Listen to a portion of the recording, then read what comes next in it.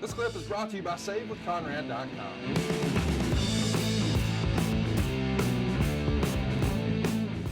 The dark matches here, getting some reps in front of the big crowd. Randy Orton and Brock Lesnar.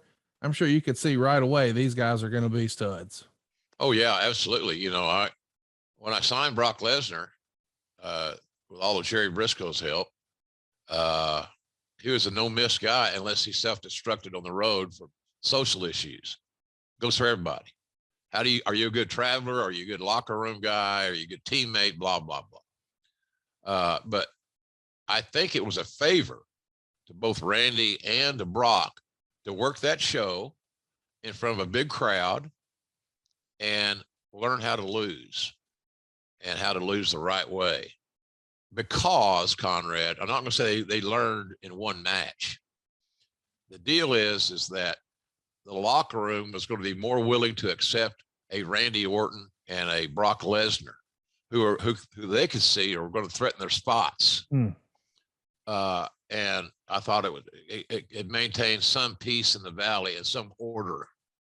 Both those guys losing. Them losing had nothing to do with the lack of confidence. Are they going to make it? Are we still trying to decide if they're going to get here? And the big roster, blah, blah, blah. That was already foregone conclusion. But I think for the locker room's sake and their perception in the locker room, doing the honors, even though it was dark, there's people there. Yeah. Was a smart thing to do. So I thought that was good booking. I wanted to mention, since you brought up OVW, the Observer would report, quote, Jim Ross met with Jim Cornette, Les Thatcher, and Danny Davis for 4 hours on October 29th in Louisville before Raw to talk about developmental talent. Everyone was high on Rico being ready, although there was a little concern over his comedic style in the ring. There's a strong feeling to not rush Lesnar out there because he isn't ready. The Goldberg push was talked about, but the feeling was after that, his weaknesses due to the lack of fully understanding of the business, since he didn't really grow up a fan, would work against him.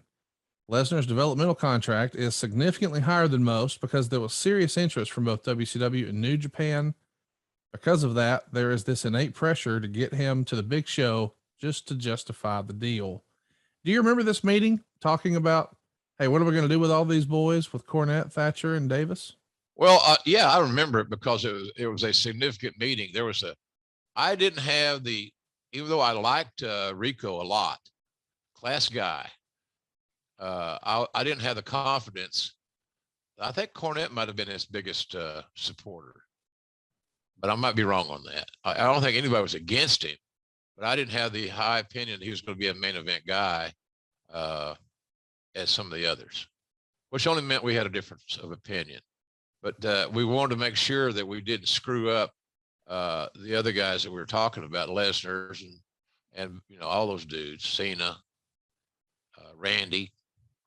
You know, I said this before, and that was one of the greatest classes that we've ever signed. And the best athlete of the group was not Brock Lesnar. It was Shelton Benjamin. And so I thought I had high hopes for Shelton.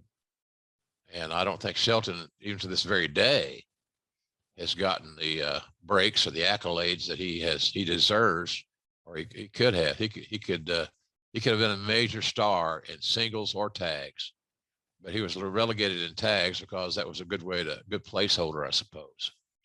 And, you know, in regards to the meeting being 4 hours, Conrad, you got to understand, it was all about food. We had lunch. Oh, there you go.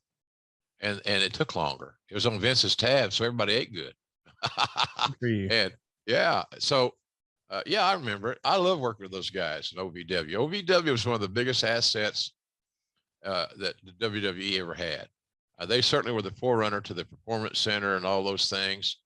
You know, when you got Brock Lesnar driving the ring truck and all the wrestlers involved in being on the ring crew, we weren't going to hire ring crew guys. There's a bunch of them right there. Let's get those guys to do this.